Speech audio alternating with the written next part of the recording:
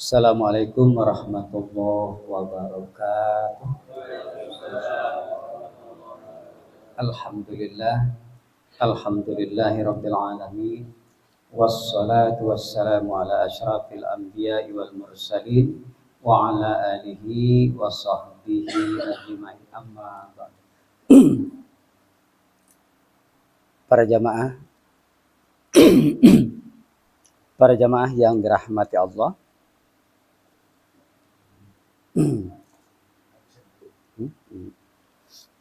Jadi alhamdulillah pada kesempatan ini kita sedikit memberikan penjelasan dalam kitab Al-Hikam, kalam hikmah yang ke-21. Jadi kita bacakan yang sebagian, separuh.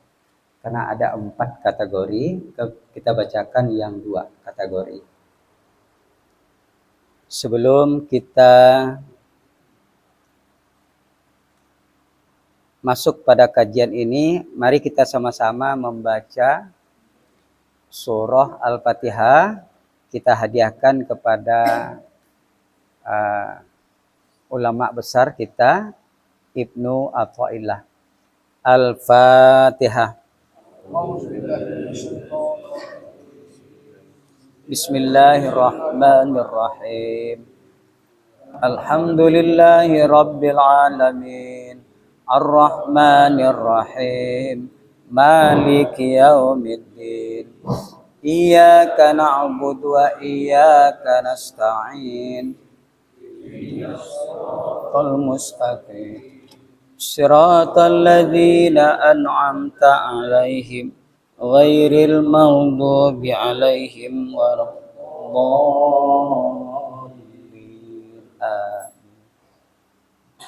Bismillahirrahmanirrahim. Talabuka minhu tihamulah wa talabuka lahu ghaibatun minka anhu. Jadi kalau dapat kita terjemahkan, permintaanmu kepada Allah menunjukkan kurangnya percaya pada Allah.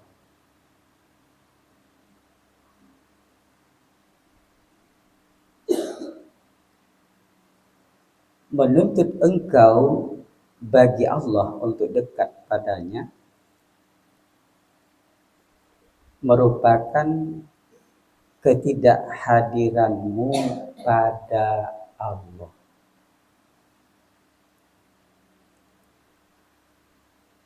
Bapak Ibu yang dirahmati Allah, jadi kalam hikmah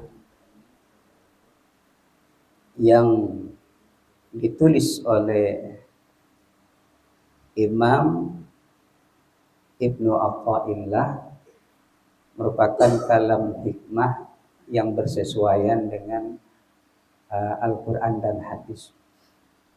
Jadi Ibnu Athaillah ini pengarangnya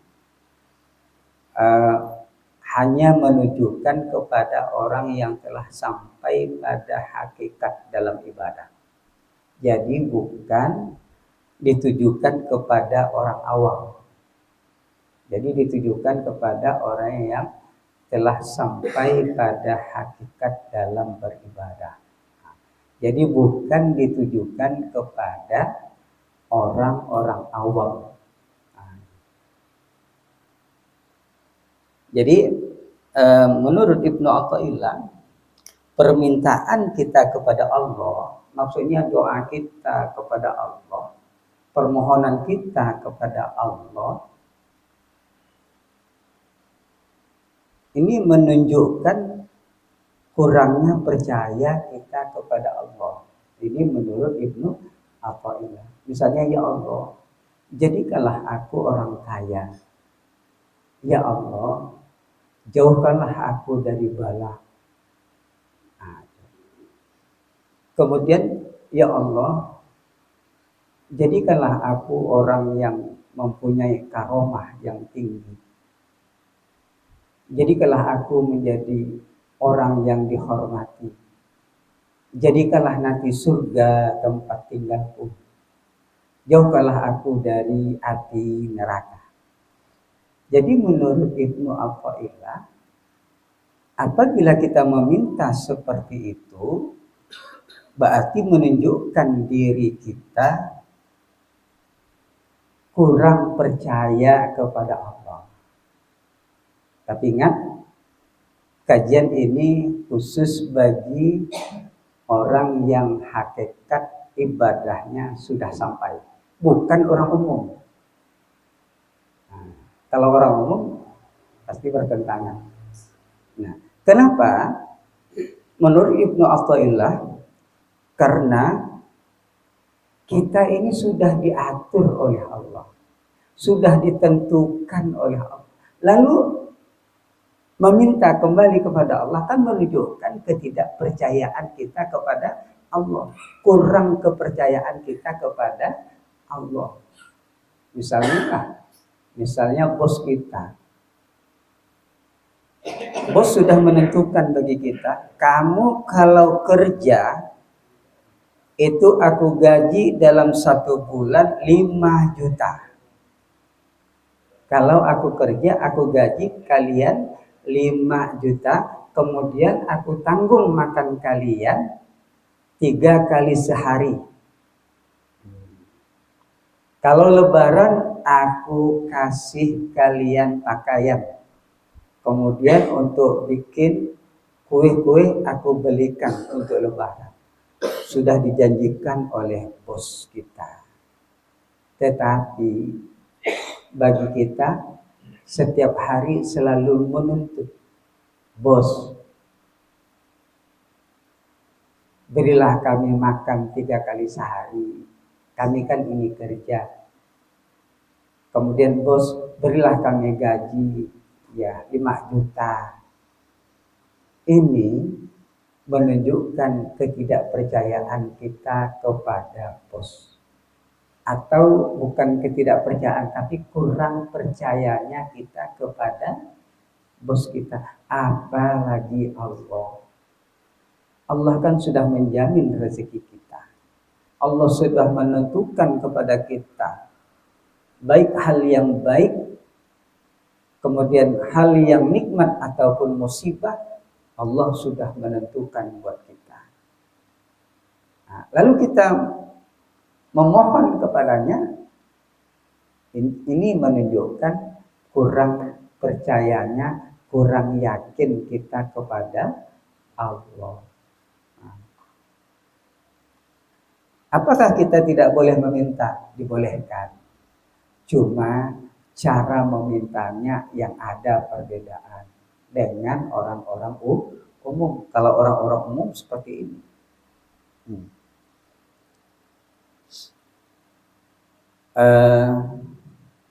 Contoh Nabi Ibrahim alaihissalam. Padahal dia tahu dia pasti akan diselamatkan oleh Allah. Allah yang ngatur.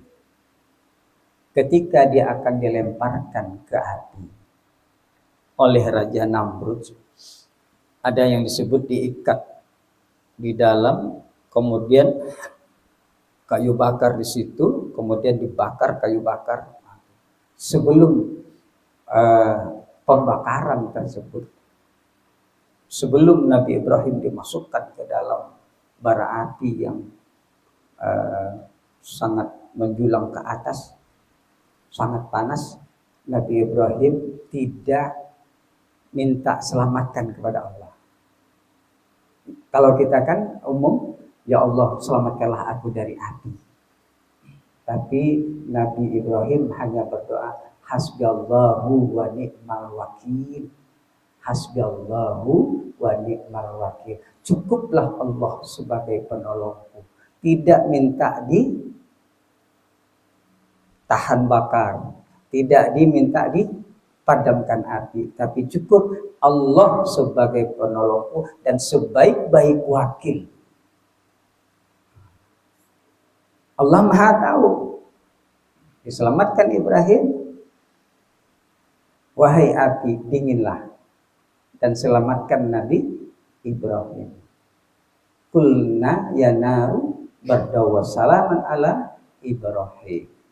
Jadi akhirnya api tunduk patuh kepada Allah dan akhirnya api yang panas menjadi dingin dan pada waktu dilemparkan Nabi Ibrahim bukan kepanasan tapi malah menjadi kedinginan. Jadi dia minta cukup Allah sebagai penolong dan sebaik-baik pelindung, sebaik-baik wakil. Jadi tidak langsung. Jadi Bapak Ibu, seperti kita ini dalam khotaman mewajibkan, di situ kan ada permohonan kita. Di sini kan permintaan kita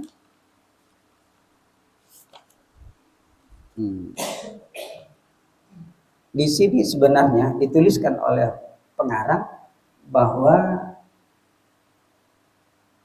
tidak dengan meminta langsung, tapi meminta pakai kias. Ini yang disebut dengan munajat. Nah di sini kan, jadi tidak berdoa langsung. Allahumma ya qadiyal hajat, Allahumma ya qadiyal hajat, Allahumma ya qadiyal hajat, Allahumma ya qadiyal hajat, Allahumma ya qadiyal hajat. Artinya, ya Allah yang maha memenuhi segala kebutuhan, segala hajat. Ya Allah yang maha memenuhi segala hajat. Memenuhi, tapi tidak meminta hajat. Karena apa? Karena Allah sudah tahu. Tak perlu disebutkan. Kalau disebutkan seakan-akan memerintah. Kalau disebutkan seakan-akan memerintah. Padahal Allah yang akan kita perintah. Ini adalah kehalusan hati dan kehalusan bahasa. Tapi sebenarnya prinsipnya sama. Ya. Kemudian misalnya kita minta disembuhkan suatu penyakit. Nah, jadi kita cukup berzikir. Allahumma ya syafi'al amrod. Sama-sama. Allahumma ya syafi'al amrod, Allahumma ya syafi'al amrod, Allahumma ya syafi'al amrod, Allahumma ya syafi'al amrod. Ya Allah yang maha pengasih, ya Allah yang maha penyembuh segala penyakit, yang maha menyembuhkan segala penyakit. Jadi tidak ya Allah sembuhkanlah jantungku, ya Allah sembuhkanlah. Jadi cukup berzikir dengan asma Allah. Ini adalah orang hakikat yang sampai pada ibadah. Nah, inilah yang dimaksud oleh Ibnu Athaillah dalam kalam hikmahnya. Seperti Nabi Ayub alaihissalam ketika dia terkena penyakit kulit, kemudian ulat-ulat yang ada di sekitar tubuhnya itu sudah merembet ke hati. Dia takut kalau seandainya ulat-ulat tersebut memakan hatinya, dia takut nanti lupa dengan Allah Subhanahu wa taala. Tapi tidak, dia minta ya Allah sembuhkan penyakitku ini, tidak. Tapi dia cukup berkata, ya Allah, aku khawatir nanti ulat-ulat memakan hatiku, nanti aku lupa kepada Engkau ya Allah. Jadi Allah Maha tahu. Oh ternyata Nabi Ayub ingin minta disembuhkan. Maka dengan jalan itu Allah menyembuhkan Nabi Ayub alaihi salam. Jadi bukan kita tidak boleh berdoa, tapi cukup dengan jalan munajat. Tapi bagi orang yang telah sampai hakikat dalam beribadah, bukan berarti ya Allah sembuhkanlah penyakitku, itu tidak boleh. Boleh, memang dianjurkan juga oleh Allah, dicontohkan oleh Rasulullah. Tapi yang secara munajat seperti yang orang yang sampai pada hakikat juga dicontohkan oleh Nabi, dicontohkan oleh para Nabi yang lainnya. Nah ini. Kemudian yang kedua, menuntut engkau bagi Allah, maksud untuk dekat kepada Allah, merupakan ketidakhadiranmu pada Allah. Jadi kalau kita ada berkeinginan untuk dekat kepada Allah, ingat, ini khusus orang yang telah sampai pada hakikat, sudah sampai pada ma'rifat, bukan pada orang umum. Kata-kata ini. Jadi apabila kita meminta untuk dekat kepada Allah, ya Allah, dekatkanlah aku padamu, berarti menunjukkan kita itu jauh pada Allah. Kenapa kita jauh kepada Allah? Karena kita minta dekatkan. Kan orang yang jauh itu kan pasti minta dekatkan. Orang yang dekat tidak akan mungkin minta dekatkan. Jadi kalau seseorang yang sudah tingkat hakikat atau ma'rifat, dia sudah tidak lagi berkeinginan untuk minta dekatkan. Dia hanya jalan terus beribadah kepada Allah, jalan terus beribadah kepada Allah. Nanti terserah Allah mau mendekatkan dia. Karena dengan dia ingat kepada Allah, itu sudah dekat Allah. Dengan ingat kita kepada Allah, Allah ingat kepada kita, itu sudah menunjukkan dekat kita kepada Allah. Tapi kalau kita minta dekatkan kepada Allah, berarti Allah itu menurut kita adalah jauh, atau kita menurut kita bahwa kita itu jauh kepada Allah. Jadi orang yang hakikat itu hanya taraf pada zikir kepada Allah, jalan terus. Akhirnya dia berzikir kepada Allah terus dan dia lupa untuk meminta kepada Allah. Jadi bukan dia tidak mau meminta kepada Allah, tapi dengan zikirnya itulah Allah tahu bahwa dia sedang meminta. Jadi tak perlu disebutkan. Kecuali dia taraf orang awam dan sebagainya, itu perlu diutarakan dan sebagainya. Jadi menurut Ibnu Athaillah, kalau kita ingin minta didekatkan oleh Allah dengan ungkapan sebagai doa dan panggilan, berarti menunjukkan Allah itu jauh kepada kita atau kita jauh kepada Allah. Maka cukuplah kita dengan taat kepada Allah, zikir kepada Allah, meninggalkan perbuatan-perbuatan dosa dan mengerjakan perbuatan-perbuatan kebaikan yang mendatangkan ridho dari Allah Subhanahu wa ta'ala. Jadi mungkin hanya ini yang dapat kita sampaikan.